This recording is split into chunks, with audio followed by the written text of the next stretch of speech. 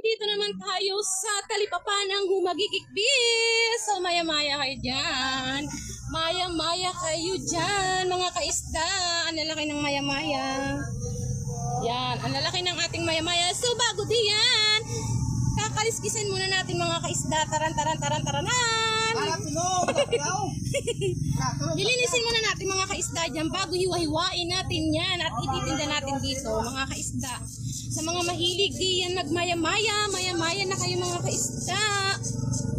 So ang tawag nga po dito sa Roxas City ay maya-maya, pero sa Maynila ay Imelda Papin ang maya-maya na to mga kaisda. Napakasarap siya sa bawan, prituhin. Tapos paksiwan mga kaisda, bagay na bagay ngayon tag-ulan. Mga kaisda, bili na kayo diyan. Isda kayo diyan. Napakasarap siya sa bawan, subbahon at paksiwan. At prituhin na